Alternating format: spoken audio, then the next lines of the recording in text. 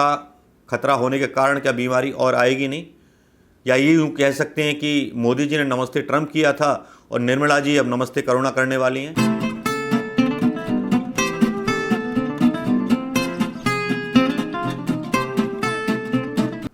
दोस्तों नमस्कार, मैं मनोज कुमार शर्मा एक बार फिर आपके बीच में। जी हाँ, शायद कुछ जुमले फेंकने में कमी रह जाती है कुछ भारतीय जनता पार्टी के नेताओं के, तो उन जुमलों की पोल खोलनी पड़ती है। और जब पोल खोलनी पड़ती है तो पोल खोलना जरूरी होता भैया देखिए, बहुत सारे मसले चल रहे हैं। राष्ट्रपति कोविंद साहब का मसला चल रहा है, अब निर्मला सीतारमण ताई आई तो उनका भी मसला चल रहा है, और एक फूफा जी हैं उनका भी एक मसला चल रहा है, और फुप्पी हैं उनका भी एक मसला चल रहा है। लेकिन चलिए किस मसले पर सबसे पहले बात करें, ये मैं सोच रहा था। तो दोस्तों मैंने सोचा क्यों ना निर्मला सीतारमण जी के उस क्रांतिकारी बयान के इस बयान से बात शुरू की जाए, जिस बयान को लेकर के उन्होंने कुछ आशाएं भारत की अर्थव्यवस्था में जगाने की कोशिश की है कुछ रंग भरने की उस बेरंग हिंदुस्तान की अर्थव्यवस्था में जो एकदम बेरंग सी हो गई है, थोड़ी सी धुंधली सी पड़ने लगी है। लेकिन अब इनके बयानों का पोस्टमार्टम भी तो करना जरूरी है ना। राष्ट्रपति कोविंद साहब के बारे में फिर कभी बात कर लेंगे दोस्तों, फिर जमाना आएगा फिर बात कर लेंगे। लेकिन अभी तो बात करेंगे हम निर्मला ताई की। जी हाँ, वित्त मंत्री निर्मला ताई का बयान आया, और जानते तो हैं वो जो बयान देती हैं या उसमें बैठी होती प्रेस कॉन्फ्रेंस में, लगता है शायद गुस्सा आने वाला है, पता नहीं क्या कह बैठे। लेकिन प्रेस कॉन्फ्रेंस उन्होंने अच्छी की और उन्होंने बड़ी बड़ी घोषणाएं और बड़े बड़े दावे किए अपनी इस प्रेस कॉन्फ्रेंस में। लगा कि पता नहीं कौन सा चमत्कार हो जाएगा। 4 बजे आज जो है एक प्रेस कॉन्फ्रेंस है वित्त मंत्री की, देखिएगा धमाका हो जाएगा पूरे मीडिया चैनलों पर, पूरे गोदी मीडिया चैनलों पर। बस यही चल रहा था, हम लोग देख रहे थे और बड़े बेसब्री के साथ ट्विटर पर और सोशल मीडिया पर इंतजार हो रहा था। जैसे ही वित्त मंत्री साहब घोषणा लेकर के आएंगे वैसे ही हम तो टांग खींचेंगे। भाई कांग्रेसियों का काम ही टांग खींचना है, टांग खींचने के अलावा करते ही क्या है ना, कुछ भी बोलते रहते हैं। लेकिन यहां पर वित्त मंत्री निर्मला सीतारमण आई, उन्होंने हेल्थ, कृषि, पर्यटन सहित सभी बड़े क्षेत्रों के लिए कई बड़े ऐलान किए। अच्छी बात है। मेडिकल सुविधाओं को बेहतर बनाने के लिए 50,000 करोड़ रुपए का ऐलान कर दिया। वो एक अलग बात है कि हाई कोर्ट में सरकार ने जो था कुछ और बोला था और कुछ ही सप्लाई दी, 135 करोड़ के आसपास वैक्सीन, ऐसा कुछ है समाचार, वो आपने सुन लिया होगा। उसके बारे में बोलने की जरूरत नहीं। बात कर रहे निर्मला सीतारमण, हमारी माननीय वित्त मंत्री, जिन्होंने आकर के थोड़ा सहारा देने की कोशिश की। सरकार ने कोरोना से प्रभावित छोटे उद्यमों के लिए भी राहत पैकेज का ऐलान किया। लोगों की सांस में सांस आई, भक्तों की सांस में सांस आई कि चलिए जिंदाबाद लगाने के लिए कुछ तो नारा मिला, कुछ तो बात मिली, कुछ तो राहत मिली, कुछ तो राहत मिली। वरना कांग्रेसियों में, सोशल मीडिया के लोगों ने जीना हराम कर रखा था भक्तों का। भक्त कुछ भी कहने में तो जानते ही, एक्सपर्ट हैं।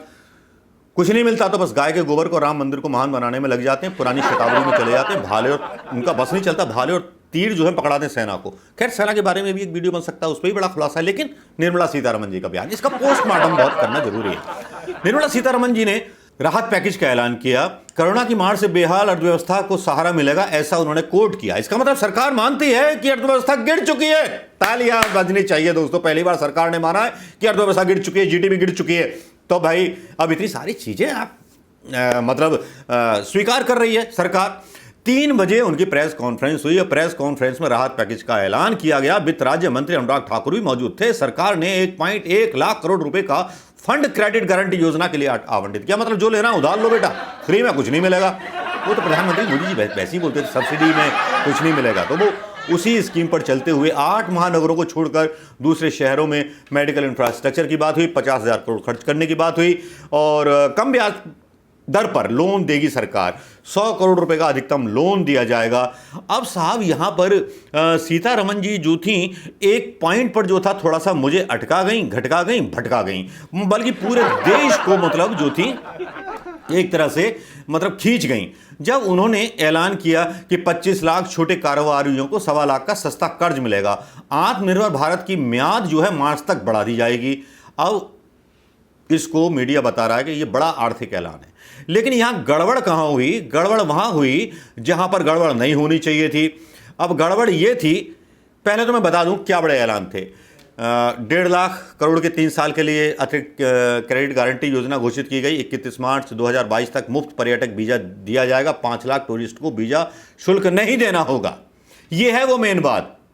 जिस पर मैं बाद में बात करूंगा। लेकिन 11,000 टूरिस्ट गाइडों को मदद की जाएगी। टूर एजेंसी को 11 लाख रुपए तक का कर्ज दिया जाएगा। रबी की गेहूं की 4.32 करोड़ टन खरीदी हुई है।